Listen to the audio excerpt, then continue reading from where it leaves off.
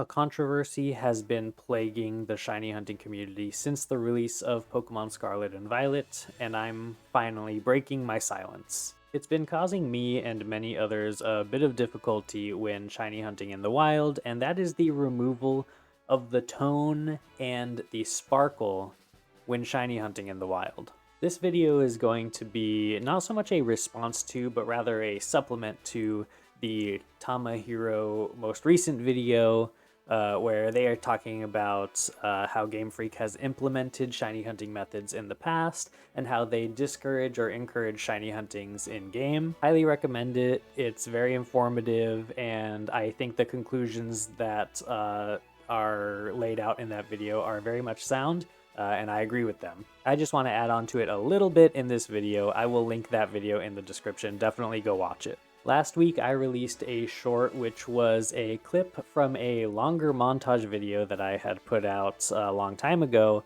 of me not recognizing shinies on site when I find them. And that is because I am colorblind. If you come to my shiny hunting streams, you'll know this. It's a little bit of a meme on our streams, and it happens all the time. I have to wait for the sparkles, or most of the time I don't even know I have a shiny. I learned from releasing that short that there are a lot of other colorblind people who also shiny hunt, and I have gladly and bravely taken up the mantle as champion for this community. Tamahiro supposes that the reason for taking these features away when they were present in Legends Arceus was because in Legends Arceus there are zones which you load in and out of, and all the Pokemon in that zone are present and do not despawn while you're there. So there's no chance of you seeing it, riding past, despawning that shiny Pokemon, and then you lose it forever. You can just go back and get it. And this is probably the case. This is the most likely reason why this was omitted from Scarlet and Violet, because Pokemon do despawn pretty remarkably quickly. If you ride past them even just a little bit, they're gone forever. But even with this reasoning, colorblind shiny hunters are still left out. Even when deliberately shiny hunting in the outbreaks, I still can't tell necessarily what I'm looking at. I could just as easily despawn a group of Pokemon that I see, and one of them would be shiny, and I wouldn't even know it, and I would just respawn. I've taken it upon myself to come up with just a few different suggestions that could help shiny hunting colorblind people in this situation. Some things that Game Freak could potentially implement in the future. I want to mention this with a grain of salt. I am not a game developer. I have very, very minimal knowledge of that.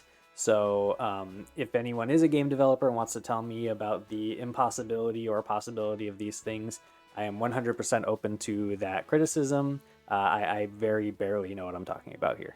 My main goal here is to just bring attention to the colorblind shiny hunter aspect of this. My first suggestion is don't despawn the shiny, or at least have a longer length of time specifically for shinies where the Pokemon will despawn, so you can get further away or you have a little bit more time before the shiny despawns. Have that coded into specifically a shiny Pokemon that would allow you to go back and get it when you see the sparkle or hear the tone. This will give a player a little bit more of an opportunity when they have that momentum running past it to stop, turn around, and go back and grab it. Second one is simply implement the tone and sparkle that can be toggled on and off.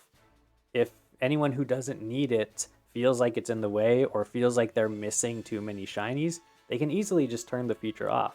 This would also give Game Freak some pretty good data as to whether people are using the feature and could use that in future titles. And finally, Game Freak could just implement a comprehensive colorblind mode into the game.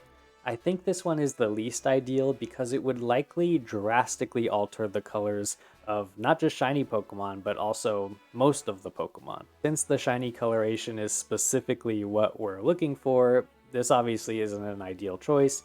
You want the shiny to look like the shiny, so this would be kind of, if those other things didn't work, at least we would have something to be able to at least tell the difference when looking at it and shiny hunting. Anyway, these are just a few of my suggestions. Again, I don't want to play like armchair developer here.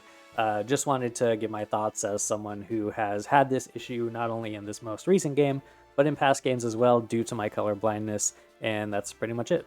Thanks. Bye.